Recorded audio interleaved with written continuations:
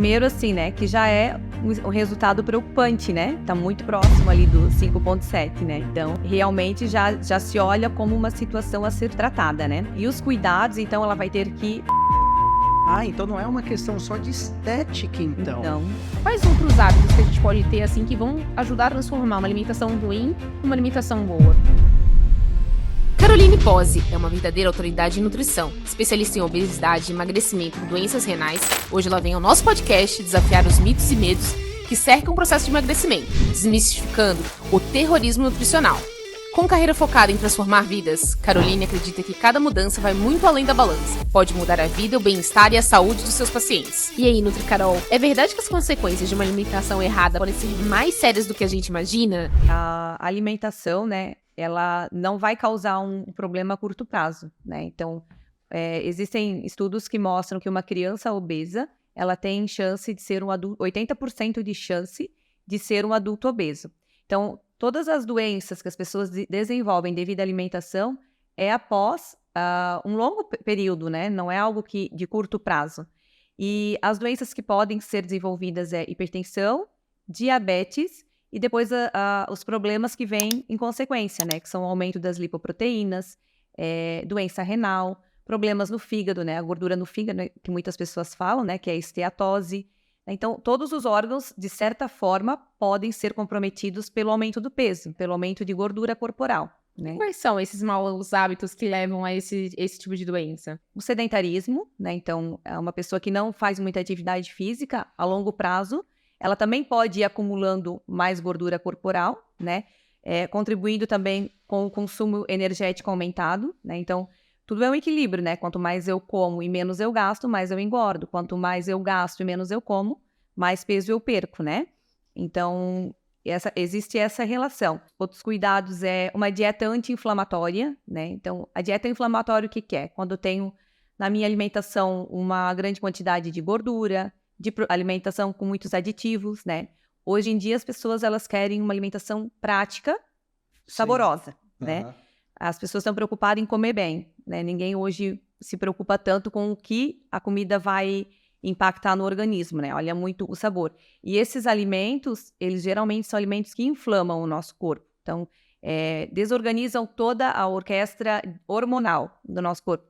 E isso tudo vai favorecendo o desenvolvimento de doenças e também o ganho de peso. 80% das crianças que têm sobrepeso na infância possivelmente terão sobrepeso na vida adulta. Como que eu identifico o sobrepeso em uma criança? Como existe no adulto, né, a criança também tem uma classificação. Pesa, mede, vê sexo, vê altura, e existem tabelas de referências, né, classificação, para identificar se a criança está acima do peso adequado, né? E aí o que vai caracterizar essa possibilidade ou não de ela ser um adulto obeso? O ambiente obesogênico que a gente fala, né? Se ela vive num ambiente obesogênico, então ela está sempre com esses alimentos, né, inflamatórios, ela é uma criança que não faz muita atividade física, a família já tem esse hábito enraizado dessa maneira, ela vai crescer assim, né, nesse ambiente, e ela nunca vai conseguir sair do sobrepeso, da obesidade. Porque vira um hábito, né? Ela vai adquirindo esse hábito. Você falou ali diabetes e hipertensão. O que é, na prática ali, diabetes e hipertensão? Hipertensão é o aumento da pressão arterial. É muito prejudicial, né? É uma doença cardiovascular, né? Prejudica o coração.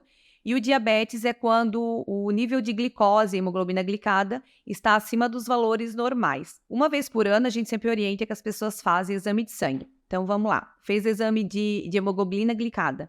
O ideal é que essa hemoglobina fique abaixo de 5,7. Abaixo de 5,7, ela não tem pré-diabetes. De 5,7 a 6,4, ela já pode ter um pré-diabetes. E acima de 6,4, ela pode ser diabética, né? E mais ou menos essa é o diagnóstico, né, para saber se tem diabetes. Vamos supor que eu conheça alguém, um amigo meu, né? Eu conheço alguém que está ali no exame de sangue que deu 5,6. O pré-diabetes que você disse ali é quando dá 5,7. Quando a pessoa pega o exame de sangue, novamente, um amigo meu, não conheço quem é, tá? Ela pega o exame de sangue e ela vê que tá ali 5,6. Quais são as ações que ela deve tomar? Primeiro, assim, né, que já é um resultado preocupante, né? Tá muito próximo ali do 5,7, né? Uhum. Então, realmente já se olha como uma situação a ser tratada, né? E os cuidados, então, ela vai ter que reduzir ali a sua gordura corporal, perder peso, né? E, então, uma dieta mais rica em fibras, alimentos anti-inflamatórios, né? Então, hoje a gente tem uma quantidade muito grande, né, de alimentos anti-inflamatórios, com frutas, verduras, né? A gente encontra facilmente. Tem muitas coisas que a gente consegue suplementar também, muitos ativos a favor disso, né? Dessa questão anti-inflamatória. O consumo de líquido também é importante, né? Numa alimentação saudável, para preservar a saúde renal. O líquido também, ele acaba sendo importante para a questão de saciedade, né? Quando a gente tem uma ingestão adequada de líquido, a gente acaba sentindo menos fome, digamos assim, né? Ok. Às vezes as pessoas confundem fome com sede também, né? Também. Ah, é? É. Eu nunca confundi isso, não. Você confundiu já? Eu com certeza confundo. Eu tenho vontade de comer o tempo inteiro. E essa vontade de comer o tempo inteiro acaba impactando na alimentação, come errado e acaba, tipo, levando também essa obesidade, né? Já tive ali, fiz tratamento recentemente, então, assim, esse cuidado, ele é reversível, então, ali, né? Quando você tá num período ali mais delicado, vamos dizer assim. Do pré-diabetes, né? Exatamente. A questão de a gente estar toda hora comendo, a gente está constantemente liberando insulina. A insulina, ela é um hormônio que a gente libera, né, quando come carboidratos, né, a glicose, que transforma em glicose, que é o açúcar, no sangue. Então, a gente come, o pâncreas produz insulina, a insulina vai lá, pega o açúcar, leva para dentro da célula. Se a gente usar como fonte de energia, ok. Se não utilizar, vai virar gordura, né? Agora eu tenho uma pergunta sobre isso, porque assim, eu tenho essa alimentação e essa vontade de comer o tempo inteiro, né? Eu me alimento muito de proteína, né, de manhã. Como muito ovo, daí tipo, às vezes trago ovo cozido, aí eu trago outras coisinhas, tipo verduras e tudo mais que eu possa comer. E essa não ingestão de carboidrato pode estar linkado com isso também? Porque sentir mais fome? Pode ser também relacionado a isso.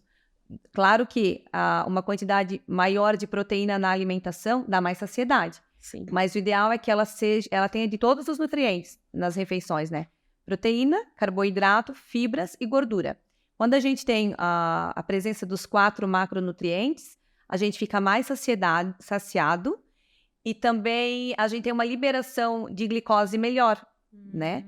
Então, vamos supor, eu vou comer um pão francês com manteiga. Eu vou ter uma liberação de glicose.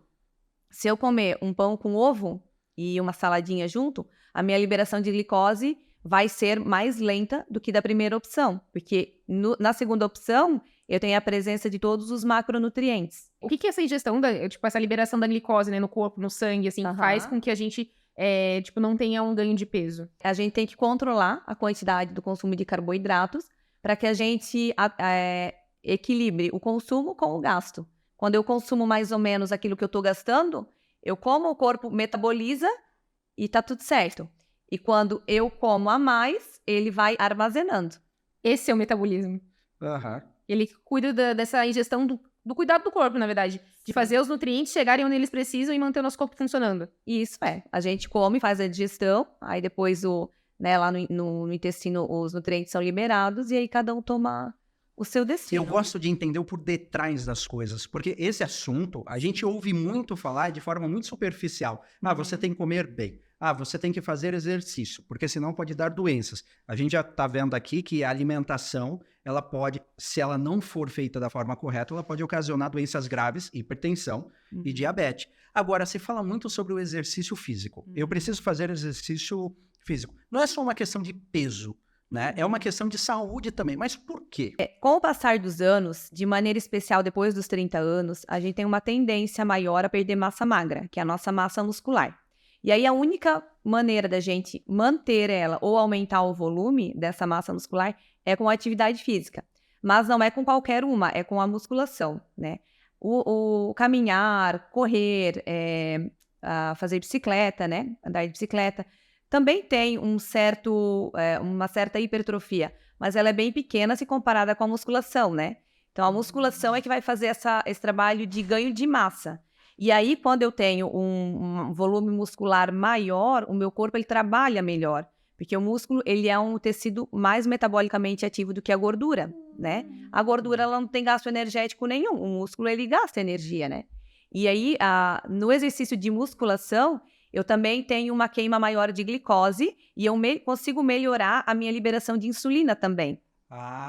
Uma coisa vai ligando na outra. Vai ligando na outra. Depois dos 30, a gente tem mais dificuldade de ganhar massa magra? Seria assim, ó, depois dos 30 anos a gente tem uma tendência a ter uma quebra maior de músculo e aumentar mais a massa gorda. Então eu preciso do exercício para manter ela ou aumentar o volume. Quanto mais musculação eu faço, mais massa magra, né? Claro, se fizer adequadamente, né? O ideal é fazer com acompanhamento, né? Maior volume de massa muscular eu vou ter.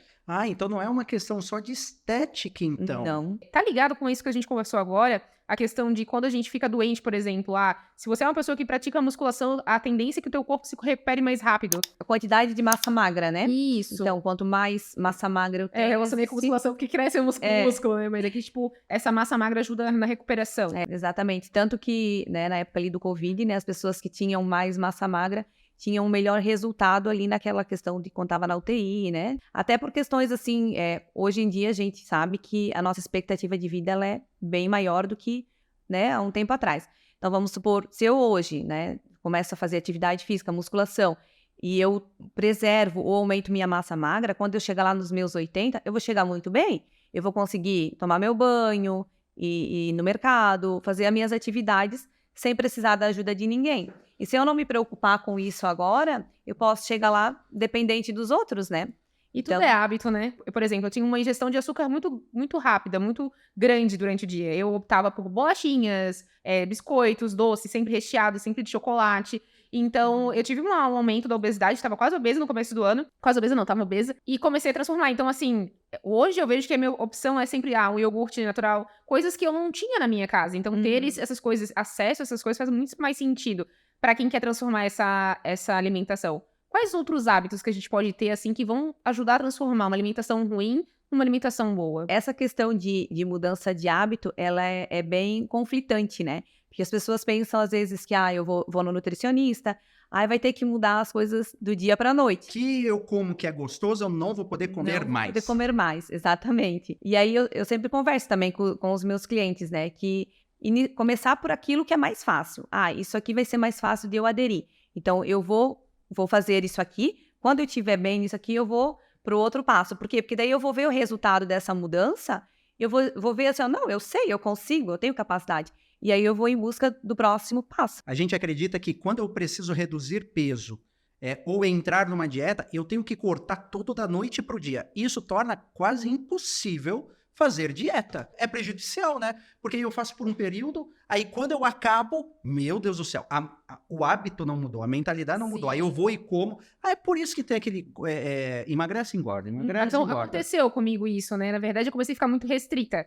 E isso chega uma hora que ela não se sustenta mais, né? Porque você começa a ficar irritado com aquilo, porque você tem que dizer não para as coisas que você gosta, né? E aí eu tive que fazer uma mudança, mudei até meus hábitos, conversei com a minha nutricionista e falei, olha, eu preciso de alguma coisa pra entender o que eu preciso comer. E eu tava muito tipo assim, eu não vou comer, por exemplo, não vou comer esse docinho agora, mas depois eu comia uma barra de chocolate inteira, sabe? Então acabava que, tipo assim, às vezes os pequenos hábitos não atrapalhariam a minha alimentação naquele momento. E a relação dela foi muito com o meu dia a dia, o quanto que eu precisava construir e olhar pro meu dia a dia das coisas que eu tinha acesso, como é que eu me alimento, como que eu estou, tipo, no meu trabalho, por exemplo. Eu não posso simplesmente ir lá no meu trabalho, agora eu vou fazer o meu lanche fitness, vou lavar minha alface, vou cortar meu tomate, vou separar tudo, vou parar pra comer. Eu tenho outro hábito. E ela olhou pra tudo isso e foi falando exatamente o que eu precisava fazer. E agora eu sinto que eu tenho mais esse equilíbrio e poder de escolher, hoje eu posso comer isso docinho, amanhã eu não posso comer isso docinho. Então, tipo, isso pra mim era importante. E mudou o hábito, né? E eu mudei o hábito. Então, assim, hoje, por exemplo, o que eu comia de biscoitinho, eu agora tenho meu iogurte natural, boto a minha proteínazinha dentro. É o meu docinho, nossa, eu fico feliz comendo aquele docinho durante o dia. Antes, aquilo ali pra mim não era uma escolha. E você não trocou o biscoitinho pelo alface, né? Exatamente. Dá pra fazer um negócio bem feito, né? Eu não preciso largar tudo. Exatamente. Até porque, assim, quando a gente faz uma dieta muito restritiva, por exemplo, hoje eu consumo 2.500 calorias. Aí, amanhã eu acordo e digo assim, não, eu vou fazer dieta e agora eu vou diminuir, eu vou consumir 1.200. Então, o que vai acontecer com o meu metabolismo? Ele vai pensar assim, E não tá mais vindo caloria, não tá mais vindo energia. Eu vou diminuir o meu gasto. E em 7 dias eu já tenho uma redução considerável do meu metabolismo. Aí o que vai acontecer? Eu não vou conseguir passar de 7 dias com essa dieta restritiva. Aí eu vou pensar, sabe que eu não vou mais fazer coisa nenhuma. Só que aí o meu metabolismo não aumenta mais assim. Aí precisa de muita atividade física, é muito difícil para eu aumentar ele de novo. Então e você mexe com toda a regulagem do seu Exatamente. corpo. Eu nunca ouvi falar sobre isso. De início você perde bastante peso, por quê? Porque tira toda a reserva de carboidrato da célula, do fígado, e aí você dá aquela enxugada. Se eu de repente baixar muito a minha ingestão abaixo do que ele gasta, eu vou ter esse prejuízo, porque ele vai pensar assim, não, vou ter que diminuir também o meu gasto, porque não está entrando energia aqui. Então, se eu tô gastando aqui, eu tenho que reduzir a minha alimentação um pouco, né? Eu já vou ter um resultado. E isso é um processo lento que eu tenho que fazer. Então, eu não vou perder muito peso em um mês, né? Tem pessoas que às vezes acham que no mês vão perder horrores de peso. Sim, e é muito individual, né? De repente, vocês dois começam a fazer a dieta, tal, tudo certinho. Um perde 5 quilos, um perde 1,5. Então, é muito individual, né? O esperado é de meio a 1 quilo por semana, né? É um resultado meio ótimo. A 1 por semana é um ótimo resultado. É um ótimo resultado já. Nossa, é diferente do que a gente ouve, assim. Até porque, assim, quando a gente perde muito peso rapidamente, o que acontece? Dentro da gordura, a gente tem estoque de toxinas. Tudo aquilo que a gente come, refrigerante, bolacha recheada, vai ficando no nosso tecido adiposo. E conforme a gente quebra essa gordura, vamos supor, eu tô emagrecendo muito rápido. Eu tô liberando muita toxina rapidamente pro meu fígado. E ele também fica sobrecarregado. Então, eu tenho que me preocupar com o meu fígado também, né? Então, perder muito peso rapidamente também não é legal. E as pessoas acham que é bom, né? Eu acho que muito movido à estética, né? Hoje, rede social influencia de várias formas, várias pessoas. Aí a gente vê aquele story, todo mundo ali na praia, né? Sem camisa, de biquíni, fala, não, preciso perder peso rápido. E ali, a gente correlaciona que emagrecer é estar saudável. E não é assim, né? Não pensa que demorou para engordar e para emagrecer também vai levar um tempo, né? Tem aquele resultado rápido, né? E o inchaço em si, né? Porque às vezes a gente acha que a gente emagreceu, mas na verdade tá só, tipo, perdendo retenção de líquido, né? O que influencia nesse processo para ajudar a perder líquido, que é bom, né? Mas também se manter hidratado também é bom. Então, qual que é o equilíbrio disso? Esse inchaço não é pelo consumo de líquido. O líquido deve ser consumido se não tiver nenhum problema renal, né? Qual é a minha recomendação? Beber líquido o dia inteiro, não tem assim um volume X, e sempre prestar atenção na coloração da urina. Então, você vai no banheiro e vê que a tua urina está muito escura, é um sinal que precisa beber mais líquido. Se está clarinha, então pode ir mantendo que está tudo certo. E beber líquido durante o dia inteiro, né? Não tomar 1,5 litro de manhã e o resto do dia não tomar mais nada. Né? Tem que ter esse equilíbrio também. Hoje em dia tem aquelas garrafonas da Meta, né? Aí coloca 1,5 litro, toma tudo de manhã, não preciso tomar. Eu vou falar que eu acreditava que era assim, não é? Eu acreditava que tomei 2 litros, bati a meta, deu. Graças a Deus. Tô hidratado. A minha nutricionista falou que eu tinha que tomar 2 litros e 400. Aí eu tenho que tomar o quanto antes, porque, querendo ou não, a água a gente esquece de tomar durante o dia, né? Aí eu falei, enquanto eu tô lembrando, eu vou tomar. Aí depois, o que acontecia? Tipo, depois não tomava mais. Bati minha meta, tava tranquila. E não o nosso corpo tá trabalhando 24 horas, então ele precisa 24 horas de líquido, né? Todos os órgãos usam líquido, e quando não tem líquido, ele vai buscar água lá no nosso esgoto, que é o nosso intestino. Então, usa aquela água suja, né? Então, tem muitos casos de pessoas que têm muita dor de cabeça e é por falta de líquido, né? Não tomam líquido adequadamente, aí o cérebro acaba usando aquela água do intestino, ali, aquela água suja, e aí, pela presença das toxinas, acaba tendo muito episódio de dor de cabeça. Interessante, porque o corpo, ele é extremamente perfeito, né? Ele é inteligentíssimo. E ele tem toda a funcionalidade. Se faltou a água, ele vai buscar de algum lugar, né? Porque ele precisa. Precisa. Todos os órgãos usam líquido, e o rim principalmente, né? Para ele fazer a limpeza do sangue, ele precisa de líquido. Ele filtra o sangue, então ele tem que ter um líquido que não esteja espesso, né? Então eu não bebo líquido, mais espesso vai ser o sangue, mais trabalho ele vai ter para filtrar esse sangue, né? Ele vai vir muito concentrado. Então, ele vai sofrendo, né? A gente vai prejudicando, pode ir prejudicando a função dele, né? Então, tem que Por isso eu tenho que beber líquido o dia todo, porque ele não pode parar de fazer esse processo. Exatamente. Eu tenho uma dúvida aqui, que eu ouvi falar muito ali, a Carol, né? Estamos com 2 Carols hoje, Sim, dobradinha, né? E sobre inflamar, né? Esse tipo de alimento inflama, esse tipo de alimento desinflama. Mas o que é essa inflamação? Inflamação é essa questão de desorganização hormonal que o nosso corpo tem, né? Por exemplo, a leptina. A leptina é um hormônio que a gente libera, ela é liberado e a gente sente saciedade. Por exemplo, eu tô comendo, aí libera a leptina, eu vou me sentir satisfeita, né? Tudo bem. Quando eu tenho uma grande quantidade de gordura corporal, né? Essa gordura vai gerar uma inflamação, ela vai alterar a liberação dessa leptina. Então, a leptina, ela vai continuar sendo produzida, liberada, mas ela não tem mais a ação dela. Ela não vai ter essa ação de me dizer assim, já estou saciada, pode parar de comer. Essa inflamação, ela tem algum sintoma visual ou é mais interno? Tem um exame que a gente pode fazer para verificar essa questão da inflamação, que é o PCR. Só que aí o ideal é fazer o ultrassensível, que é o PCR realmente, né, é um exame mais específico, que vai avaliar a nossa inflamação do nosso organismo, né? Por exemplo, a ferritina. A ferritina é um exame que, às vezes, as pessoas olham e acham que estão com excesso de ferro, mas não é. A gente olha muito para ver a questão de inflamação do organismo, né? E aí, quais alimentos que geram essa inflamação, né? Os produtos industrializados, né? Eles estão carregados de aditivos, de sódio, de açúcar, de conservantes, e isso tudo vai inflamando o nosso corpo, né? Qual que é o alimento ideal que a gente coma? É aquilo que a gente fala que é comida de verdade. O que é comida de verdade? É aquele alimento onde o ingrediente dele é ele mesmo. Por exemplo, a batata doce. Qual é o ingrediente da batata doce? É a batata doce, né? Então, que legal alimentos... isso aí, fácil assim. É legal. Sobre as coisas que eles falam assim, que ajuda a desinflamar, por exemplo, né? Eu tenho, na minha alimentação, eu costumo colocar, eu vou lá e coloco cúrcuma no meu arroz. Você coloca o quê? Cúrcuma, açafrão. Açafrão no arroz, porque assim, eu faço as minhas marmitinhas e eu entendo que isso vai me gerar um benefício. Sim, exatamente. Aí eu costumo comer todos os dias, tipo arroz com açafrão. Eu tomo de manhã, por exemplo, gengibre em pó, que dizem também que ajuda a desinflamar. Isso realmente, a longo prazo, funciona? Esses pequenos hábitos, tipo, tem outros hábitos que podem... A Carol precisa muito saber disso. Porque às vezes a gente tem essa, tipo, poxa, eu faço tudo pra ser saudável.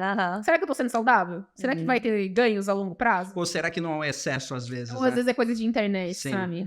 Não, esses produtos que você citou, a cúrcuma, o gengibre, o resveratrol, o cacau, canela, temperos naturais, né, o alho, todas essas especiarias, tem muitos estudos hoje que mostram que eles ajudam, né, na prevenção de doenças, no controle da inflamação. Só que alguns deles, a gente precisa ter algumas doses diárias consumidas para realmente ter efeito. Vamos supor, você está usando ali a cúrcuma. Não quer dizer que essa quantidade ela vai te dar um efeito imediato, porque talvez a quantidade dos curcuminoides que tem nessa cúrcuma não seja o indicado para aquele dia. Mas se você quer ter uma ação mais potencializada, pode fazer uma suplementação, né, de cúrcuma com uma quantidade mais adequada e aí ter um efeito mais fidedigno, né, mais a curto prazo. Mas, de fato, esses alimentos são cada vez mais... Resumindo, Carol, você tem que manter... Continua. E cúrcuma e curcuminoides é quase um trabalhinho, né? Legal isso aí. Eu tenho muito essa questão com as coisas naturais, né? Tipo, na minha família a gente tem esses hábitos. E até por exemplo, eu faço academia e aí tem aquelas coisas de pré-treino, pós-treino, que normalmente, assim, indicam para que a gente possa fazer uma atividade física boa, né? Mas eu tenho, para mim, que, tipo, quanto mais natural puder ser, melhor pro meu organismo, né? Esses produtos químicos, tipo, que quanto mais é industrializado, eles têm realmente um efeito negativo no nosso corpo? Esse pensamento que eu tenho, tipo, vou ser mais natureba, é positivo nesses casos ou não? Tipo, eles são seguros, mas é legal evitar. Vai depender muito do teu objetivo, né? Por exemplo, assim, você vai para academia, faz um treino legal, não sente necessidade de ter um pré-treino, de potencializar a tua disposição. Então, eu não vejo por que você usar. Agora, se você vai para academia e vê que não tem resultado, é legal usar. Ele não vai te trazer um prejuízo, digamos assim, né? Mas se também você vê que não tem necessidade, não tem por que usar, né? Uma suplementação que eu gosto para quem faz academia, que eu sempre escrevo, é a creatina, né? Creatina hoje, cada vez mais se vê os benefícios dela, não só para atividade física, mas até para doença mental, né? Hoje, para idosos, a gente está prescrevendo creatina. né? Ela é um dos suplementos que eu mais gosto de prescrever, né? Então, Esse corte eu vou mostrar pra minha mãe, tá? Porque ela tem preconceito com a creatina. Tá Não vendo? é Já renal? pedi pra ela consumir. Ela falou, mas eu já consumi Não tanta é coisa. só sua mãe, porque eu também. Eu acredito que dá problema no rim isso aí. Não, mas ele não vai favorecer o desenvolvimento de doença renal. O paciente renal, a gente tem um pouquinho mais de cautela, né, na prescrição. Mas quem não tem problema renal, não tem problema. Claro que também tem que usar na dose correta, né? Aham. Não E dá o para que também... ela traz, de fato, assim? O que a creatina faz no corpo que ajuda a gente? Ela dá mais disposição, dá mais força, ela ajuda o volume do músculo também, a hipertrofia, né? Ela ajuda o volume muscular, né? Na hipertrofia. E ajuda tu ter um treino um pouquinho melhor, né? Porque te dá mais disposição, dá mais gás, digamos assim, né? Então, você vai ter uma evolução melhor no teu treino e na evolução do treino mesmo, no desenvolvimento do teu treino, né? E, consequentemente, passar ajuda a dos dias. aumentar a musculatura, Aumenta ajuda a o ficar volume mais muscular. saudável. Exatamente. E o metabolismo também acelera. Mãe da Carol, esse recado é pra ti. Eu tenho certeza que você vai ver e ouvir esse corte, acho que 55 vezes, porque a alegria da Carol de saber que a creatina é positiva da vida, pois eu também, tá? Eu também tinha esse preconceito. Sim. Eu sempre ouvi falar que a creatina, além de ela reter muito líquido, ela te incha e ela faz muito mal pro rim. Mas eu vou ter a minha percepção, que eu já escutei essa parte também. Aham. Mas ela puxa líquido pro músculo, não é? Ela dá esse volume muscular, né? Aumento do volume muscular. Ah. E assim, eu particularmente noto a diferença, assim, os períodos que eu uso, às vezes a gente fica uns períodos sem usar também, Eu tô nesse período agora. mas eu noto a diferença, assim, do usar e do não usar. Não sei se tu tens essa percepção também. Eu não tenho percepção visual disso. Não visual, mas de execução do treino mesmo. Sim, eu tenho. Mas eu tenho um problema que é o lembrar, né? E dizem que depois que você usa 3 dias, depois que vai fazer efeito de volta. É isso? É que assim, ó, quando você inicia a creatina, você tem que ter um período com uma dosagem mais alta, por 15 dias, para ter a saturação dentro do músculo. Então, saturou quer dizer, você deu uma quantidade alta, então ela realmente entrou no músculo. Entendi. Vai uns 15 dias. Depois você diminui a dose, que é a dose de manutenção. E qual que seria essa dose forçada ali? Inicial, eu prescrevo 6 gramas, primeiros 15 dias. Tá. E depois a manutenção é 3. Claro que assim, dá para usar um pouco mais, né? Mas olhando o custo-benefício, é uma dosagem já com resultados.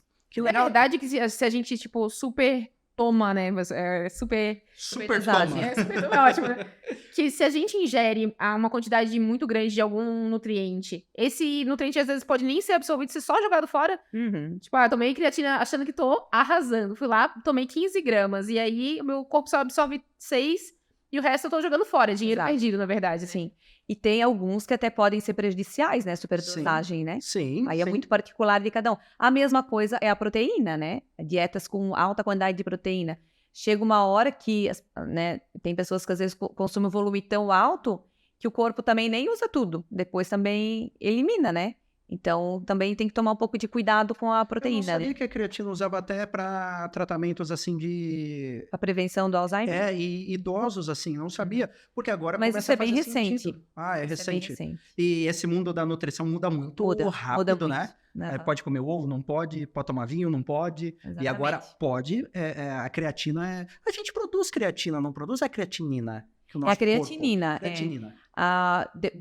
Do metabolismo da proteína vai resultar a creatinina, que é um exame que a gente faz, né? E ela vai... por ela a gente avalia a função renal, né? Então, é indicado que pelo menos uma vez ao ano todos façam o exame de creatinina, que aí, a partir daí, é avaliada a função renal. Então, se estiver alterada, aí depois se faz a avaliação de outros exames para ver realmente se tem ou não, né, algum prejuízo renal, né? Eu fiquei muito feliz aqui, porque a gente teve a oportunidade, né? Eu e a Carol, vou abrir pro Brasil. A gente trouxe aqui a Carol, pra Carol, né?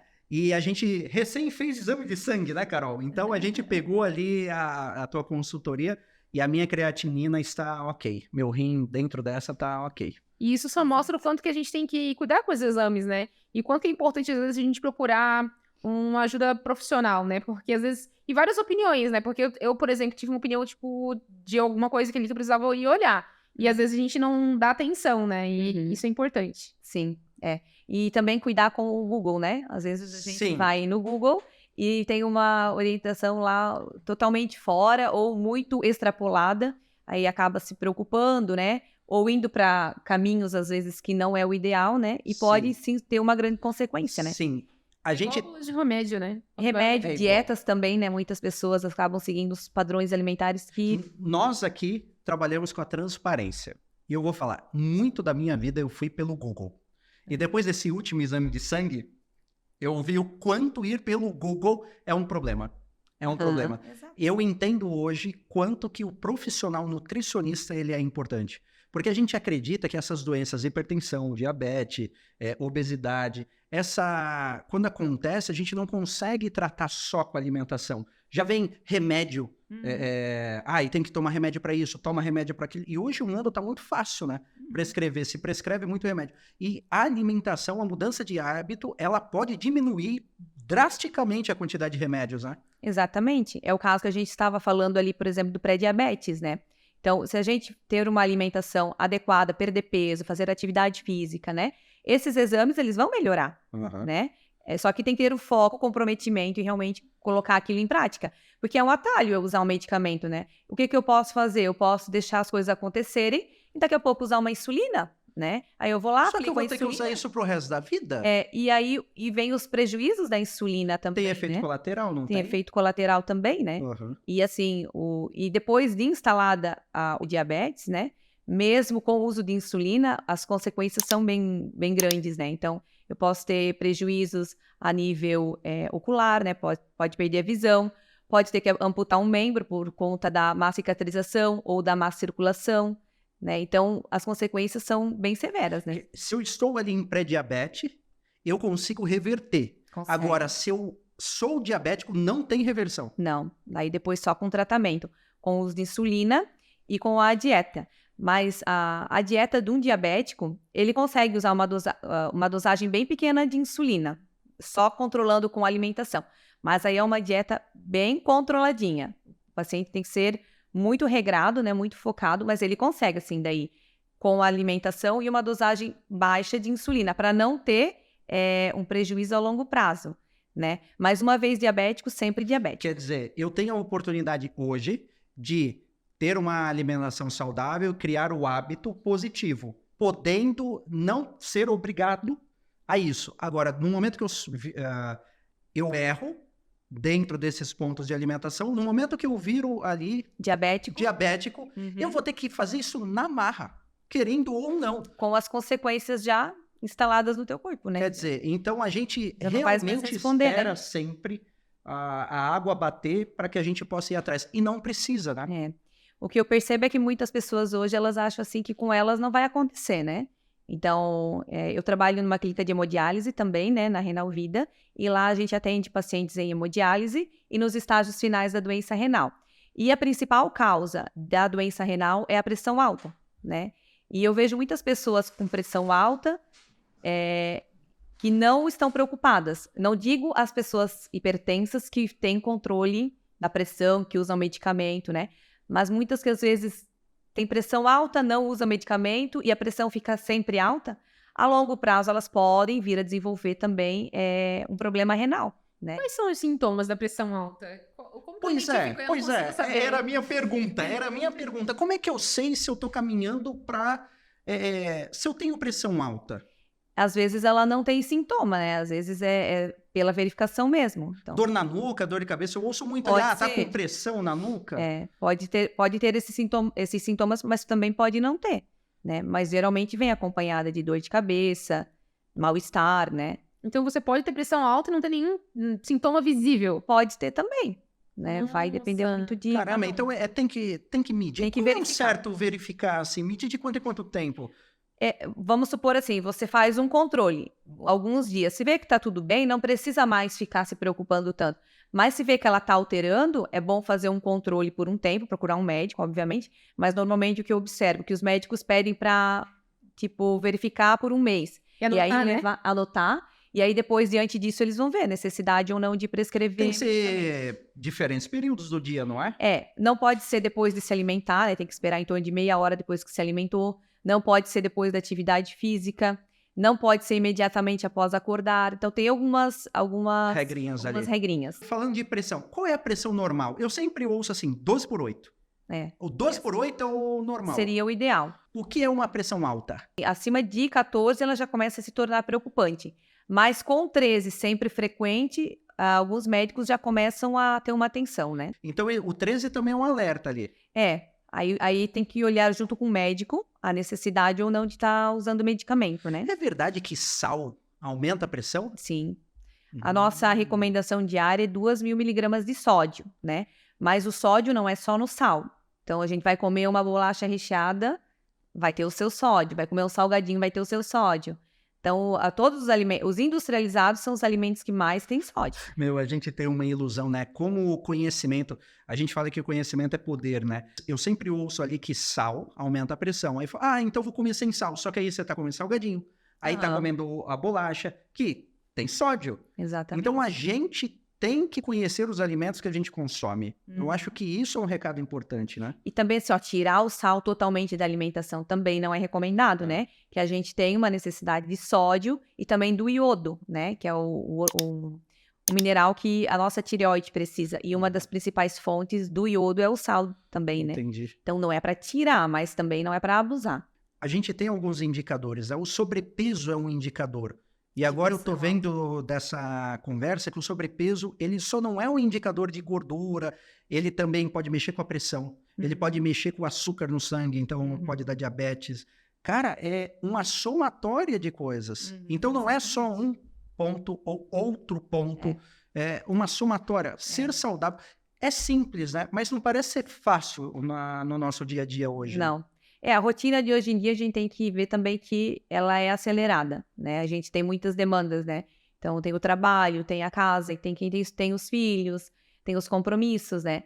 Mas aí a gente sempre tem que se perguntar assim, né? O que é mais importante, a minha saúde ou os meus compromissos, né? Sim. Então, eu observo muito isso, né? Que as pessoas não querem abrir mão da vida social, não querem abrir mão de nada. Sim. E também não faz essa perspectiva de que pode vir lá na frente a ter um prejuízo, né? Elas só olham hoje e aquela coisa que, depois eu vejo. E aí, quando vê, chega ali já numa questão que tá mais difícil depois, né?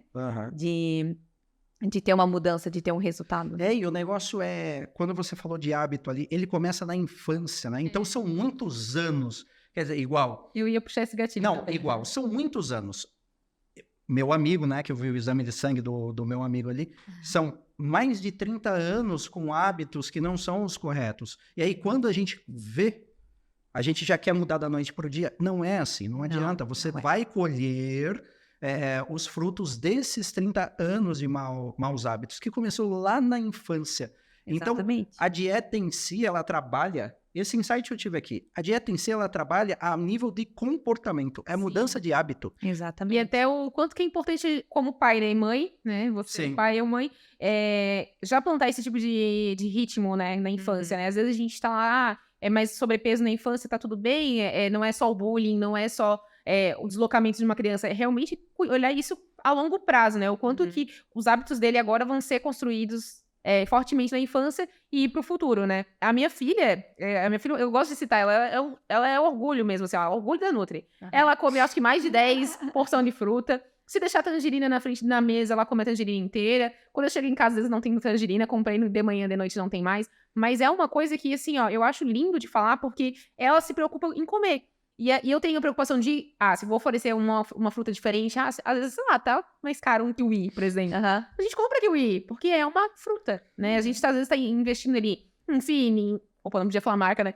Em bolachas. A não ser que a Fini queira patrocinar nós, não tem problema. Não toma Fini, come Fini, mas assim, em balinhas, em chocolate, em outras coisas que também tem custo, e às vezes esquece de implementar essa alimentação saudável e ser exemplo. Mas Exato. ela te vê comendo. Sim, muito. Na minha família, a gente é muito Porque saudável, senão, sim. a criança, se não te ver comendo, ela não vai seguir. Não adianta eu comer um hambúrguer e pedir pro meu filho ali comer um brócolis. Exatamente. Eu não vai. Eu não gostava de tomate antes de ser mãe, né? Eu não comia tomate. E eu comecei a comer tomate pra ver se ela comia tomate. Ela não come tomate hoje. Mas é o quanto que a gente se preocupa realmente em dar o melhor exemplo, né? Quando a gente ouve que fazer dieta, criança precisa fazer dieta, não é dá um preconceito. Parece, meu Deus, é uma criança tal, e não é bem assim, né? A família vai ter que acompanhar, porque se a criança come é porque a família está disponibilizando, né? Agora eu entendi. Quando você fala em dieta, automaticamente você está falando alguma coisa ruim e regrada que você tem que tirar tudo. E automaticamente parece que você perde o prazer das coisas. Por isso que dieta é tão difícil. Aí quando eu falo que uma criança ou meu filho ou minha filha tem que fazer dieta. Falo, não, mas é uma criança. Não é bem assim, porque a dieta propriamente dita é só você controlar o que você está comendo, né? Já me deu uma mudança de mentalidade aqui. E às vezes o termo dieta parece uma coisa assim, dieta. Sim. Eu gosto de falar educação nutricional, educação alimentar. Ótimo. Fica melhor, fica mais bonito. Tanto que no meu atendimento eu entrego um plano alimentar, né? Não é um cardápio, não é um plano alimentar. Então, você já vê com outros olhos, né? Sim. Já não é aquela coisa proibitiva. Isso ou até melhor. Assim, eu gostaria de ter um plano alimentar. Dieta eu não quero fazer. Mas plano alimentar... Eu sigo o meu plano alimentar, assim. E é bem isso que tu falou. Quando tu pensa numa dieta, você já não quer fazer. Parece que tá ligada à proibição. Sim, né? parece que eu tô E não perdendo precisa coisas. ser assim, né? Não Sim. precisa ser assim. Como é que você faz uma dieta personalizada para um paciente, por exemplo? Tem algum exame ou é mais ali de conversa? Primeiro tem que ver se ele tem algum problema que a gente precisa tratar, né? Por exemplo, é pré-diabético. Então, a dieta vai ser focada no pré-diabetes. Mas aí eu vejo a rotina, os horários que ele come, o que ele normalmente come, né? Quais refeições ele faz. E aí, em cima disso, depois eu vou montando o plano alimentar. Vejo qual é a necessidade energética dele, né? E também, às vezes, eu consigo fazer uma avaliação corporal, né? Coleta de pregas, para determinar o quanto tem de massa magra, quanto tem de massa gorda. Aí eu consigo fazer o cálculo da necessidade energética dele a partir da massa magra dele, né? Que aí é uma coisa mais assertiva. Então é loucura achar que o que funciona para um funciona para o outro. Sim. É doideira. Não, eu sempre coloco essa observação, né? Nunca compartilhe o seu plano alimentar, porque ele foi feito para você. E hoje em dia também entra muito de dinâmica de rede social, muito a comparação, né? Eu acho que nunca foi tão prejudicial isso também a nível de saúde, né? Porque ali a Carol, eu preciso emagrecer, a Carol também. Aí a gente começa a comer a mesma coisa, só que a Carol perdeu 10 quilos e eu perdi 3. Quer dizer, não é o alimento em si, é porque dentro das necessidades ali da Carol funciona. Mas para mim, não significa que eu não consiga perder. Mas aquele alimento, aquela alimentação não é adequada para mim. E as quantidades, né? Por exemplo, ela falou da filha dela que come fruta, mas se ela comer um volume muito grande de frutas, vai estar com consumo energético muito alto, também pode favorecer o ganho de peso, né? Não é porque é um alimento saudável que ele não vai engordar, não vai favorecer o ganho de peso, né? O Google não tem acesso a essas informações, não tem. Então, assim, a gente tem que ter uma dieta saudável, mas também tem que ter as porções adequadas, né? Agora, até a escolha dos alimentos favorece isso, né? Porque às vezes você pode se alimentar de forma saudável, que é aquelas comparações. Tô comendo tapioca, não tô comendo um pão francês, né? Os dois são saudáveis, né? O pão ali, ele é um alimento, tipo, saudável, teoricamente, né? Ele não é tão industrializado. Sim. E, às vezes, opta por uma coisa mais calórica. Eu tô ganhando aqui, mas não tá, na verdade.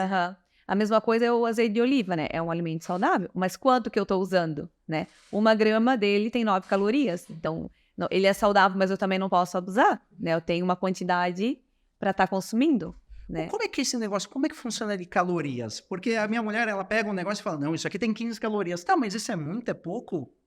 15 é pouco, né? Mas qual que é a referência, assim? Como é que é soma? Tipo, se eu comi uma barrinha de 15 mais uma barrinha de 15, eu comi 30, é isso? Mas assim, o que a gente olha na questão de ganho de peso? Não é só a caloria, é a composição do alimento, né? Então, quanto mais fibra um alimento tem, digamos, mais tempo o meu corpo vai ter para usar ele, mais saciedade ele vai me dar. É aquela coisa que eu falei ali no início, né? Se eu tiver a presença de todos os macronutrientes, eu vou melhorar a minha liberação de insulina. Então, de glicose. Então, é essa composição, né, que a gente tem que olhar. Então, eu tenho que olhar, o alimento ele tem X calorias, mas que alimento que é? Qual é a composição dele, né? Ele tem um alto índice glicêmico ou um baixo índice glicêmico? Não dá para olhar uma informação, então, isolada. Não, até mesmo o volume dele, né? Às vezes a gente tá ali comendo, por exemplo, vai comer uma tapioca. Eu que faço academia da manhã, eu sinto muita fome da manhã. Se eu como uma tapioca, provavelmente eu vou querer comer mais alguma coisa. Se eu como um pãozinho francês com 2 ovos, eu tô assim, ó, sensacional. Eu não sinto mais fome. Então, às vezes, a caloria ali, tipo, a tapioca ela é mais calórica, pelo que eu sei. O que tu coloca na tapioca? É ovo, eu sempre como com ovo. Ah, sim. Mas, tipo, a tapioca, teoricamente, ela é mais calórica, pelo que a gente vê aí, né, na internet. Uhum. E aí, eu sinto mais fome. Então, naturalmente, vou querer comer mais alguma coisa. Então, pra mim, pão francês com ovo é sensacional. Uhum. E eu não abro mão dele. Sobrepeso, a gente sempre atrela e relaciona com comer. É possível ter sobrepeso e até obesidade e não estar relacionado somente com alimento? Somente com comida? Não, normalmente quem tem sobrepeso e obesidade tem um consumo energético alto, acima do Ok. que gasta. Não tem Uma doença, né? uma doença, não. alguma Fator uma predisposição, tal? Sim, a genética, ela também impacta, né? Também influencia, né? Então, vamos supor, o meu pai e a minha mãe são obesos ou sobrepeso, eu tenho 80% mais chance de também ser uma pessoa com sobrepeso e obesidade, né? Então, a genética, ela interfere também. Mas também o que interfere é o ambiente que eu vivo, meus hábitos, a minha alimentação. Então, eu posso ter essa tendência genética, essa predisposição genética, mas eu ter o meu cuidado e eu não ser. Você sente que seus pacientes têm muita dificuldade de fazer essa mudança de hábito? É muito particular, né? Tá muito envolvido também o emocional, né? Então, vamos supor, pessoas mais ansiosas, com mais problemas emocionais, têm mais dificuldade, né? Porque a gente sabe que as nossas emoções estão muito interligadas com a alimentação, né? Quem que às vezes não diz, eu mereço comer isso, mereço comer aquilo, hoje o meu dia não foi bom, então eu realmente vou comer alguma coisa, né? Busco prazer na alimentação. E principalmente doce, né? Por quê? Quando a gente come doce, o doce tem um aminoácido chamado triptofano, que é convertido em serotonina, que é o hormônio do prazer. E daí, esse hormônio que vai dar o prazer, e é isso que a gente quer, essa liberação, né? Entendi agora, porque algumas vezes falam pra gente comer alguns outros... Banana, Banana, fala, cara, banana É te por dá causa desse felicidade. hormônio que vai ajudar, tipo, a produzir essa... Tem o triptofano, que daí é convertido na serotonina, né? Entendi. Então, Eu já tinha escutado e não tinha entendido dessa forma. A alimentação, ela está relacionada com as nossas emoções também, né? Então, tem pessoas que têm mais dificuldade por causa disso. É verdade, faz sentido, né? Porque se você é ansioso, você sente ali muita fome e você come. Mas, na verdade, você está querendo suprir, não é a comida, e sim você está atrás da sensação. E quando eu tinha uma fase que eu chamava o meu macarrãozinho de comfort food. Que é exatamente aquela comida que te abraça, né? E o alimento, ele tem ele causa essa sensação, tipo, está me abraçando. Eu amo comer macarrão. Uhum. E assim, eu senti exatamente essa sensação de, tipo, você tem que comer um macarrãozinho. É a mesma coisa com o chocolate, né? É um apego emocional em si a comida, né? E a gente normalmente come eles em quantidades maiores. Uhum. Então, é basicamente... Não é Você tá trocando, né? Exatamente. Você tá buscando algo e tá usando o alimento para isso. Ou às vezes também te traz uma lembrança, né? Uma coisa familiar, né? Tipo, um alimento que tu comias com a tua avó, com a tua mãe. Então, tu queres comer aquilo porque inconscientemente te traz aquela emoção de quando tu estavas junto com essa pessoa. Né? Não que isso é ruim, né? Mas Não, na quantidade é o exata. excesso. O equilíbrio. Exatamente, Eu o vejo equilíbrio. que sempre que a gente traz aqui esse assunto, o equilíbrio é a palavra da vez. Não é que eu não posso comer um chocolate, mas eu posso comer ele dentro de uma normalidade. Qual é a normalidade? Eu acho que aí tem que ter o acompanhamento com o nutricionista dentro do teu metabolismo, do teu corpo, dos teus hábitos, você vai encontrar o caminho. Nunca eu pensei, de verdade, vou falar bem sincero, que o nutricionista, ele era tão importante na vida. De verdade. Nunca pensei. Legal. Nunca pensei. A gente consegue ajudar em várias áreas, né? Pode estar prevenindo doenças, tratando doenças, né? E sempre com o olhar de uma qualidade de vida, né? Um bem-estar, né? Que a pessoa viva mais e viva melhor, né? E viva bem, né? Hoje você segue uma alimentação regrada, exercícios, mas já saiu, né? Já derrapou, Sim, né? A gente, às vezes, é cobrado um pouco. Tá comendo chocolate, tá comendo sobremesa. Não, assim, eu tento, né? Claro, a minha vida também é bem corrida, né? Faço academia, mas assim, não vou na frequência que eu gostaria. Eu gostaria de ir mais. Mas também tenho 2 filhos, né? Pequenos que precisam de atenção, tem as tarefas deles, então também tenho que ter um tempo para ele, para o meu marido, para minha casa. Então, nem sempre eu consigo ir na frequência que eu quero, mas vou, né? É isso que é o importante, a gente ir, né? Não abandonar de uma vez, mas sempre que possível estar indo, né?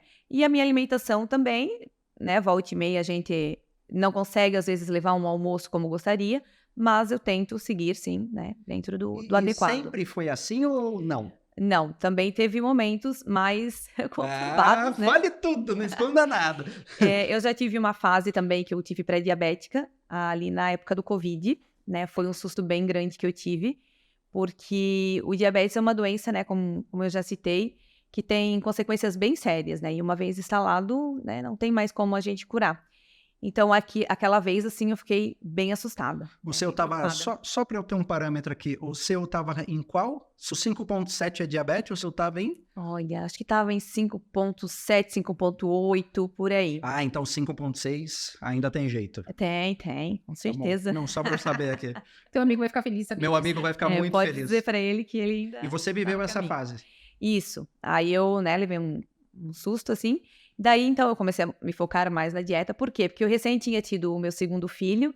E aí, a gente acaba tendo mais atenção com a criança. Ele também tinha tido um problema de saúde. Então, a minha atenção era mais nele e no outro que também era pequeno. Mas quando eu vi essa situação, eu pensei, não, agora eu vou ter que correr atrás do prejuízo. Aí eu comecei na academia, anteriormente eu não fazia. Comecei a fazer corrida de rua e fiquei bem focada, assim, ó. Eu acordava 5 horas da manhã, corria, fazia meu treino, tomava banho, 7 horas da manhã eu tava ali na Renal Vida já para trabalhar. Foi muito difícil para ti? Então, era algo que eu gostava de fazer, né? E eu tinha aquele propósito, sabe? É isso que às vezes eu vejo que falta para algumas pessoas, elas não têm um propósito. Elas iniciam, mas não é aquela coisa com uma motivação que as leva àquilo, né? Uhum. Então, eu tinha aquele propósito, que era melhorar o meu exame. Eu queria por toda a lei. Eu tenho histórico de doença cardiovascular, né? Por parte do meu pai. Meu pai já fez ponte safena, 7 cateterismo, já trocou a válvula 2 anos atrás.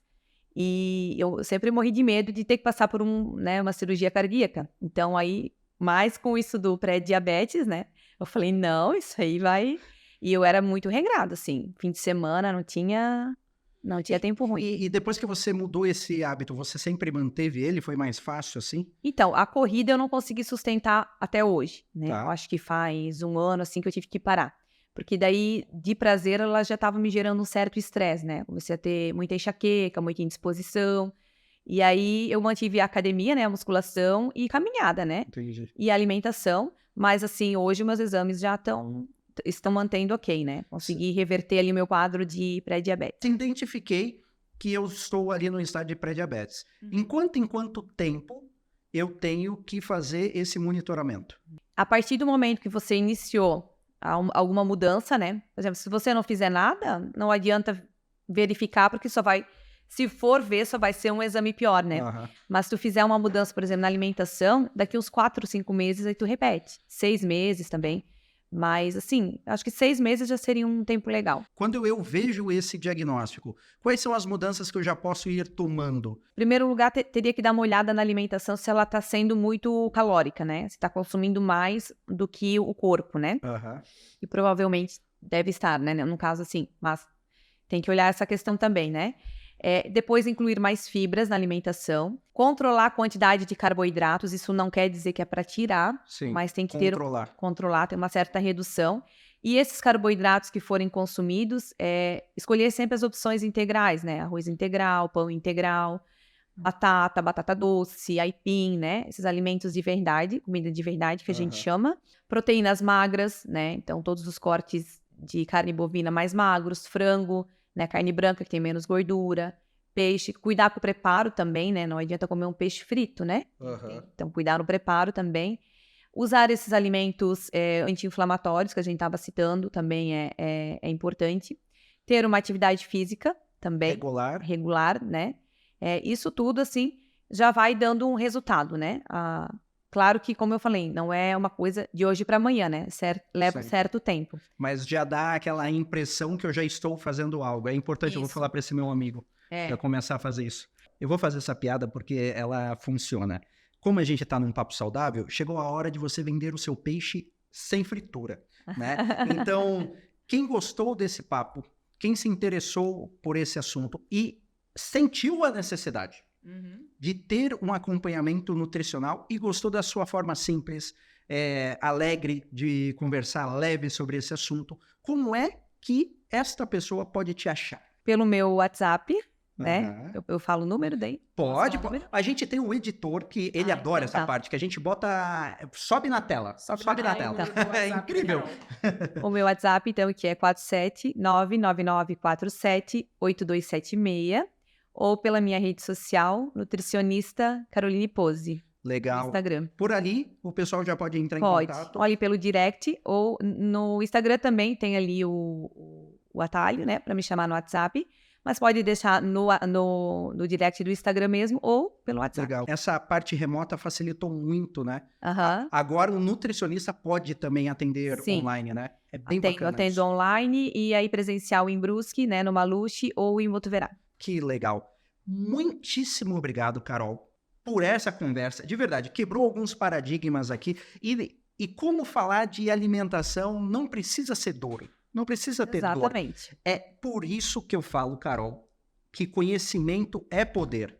Conhecimento é poder, porque quanto mais a gente conhece, mais a gente consegue destravar algumas coisas que a gente acredita que é verdade e vai tocando isso ao longo de muito tempo. A gente só vai se prejudicando, a gente vai entrando ali naquele efeito manada e quando a gente vê, não tem mais volta. E é Então, importante também saber o que quer, né? por isso que a gente sempre fala aqui, né? Que conhecimento é poder, né, Carol? Quem sabe o que quer. Pode mais. Valeu, pessoal. Obrigado, Carol. E até a Carol. próxima. Não vá para o Google, vá para o Nutri, porque você pode colher muitas coisas positivas e também negativas se você não seguir o caminho certo. Valeu, pessoal. Obrigado. Até a próxima. Tchau. Obrigado, tchau, tchau.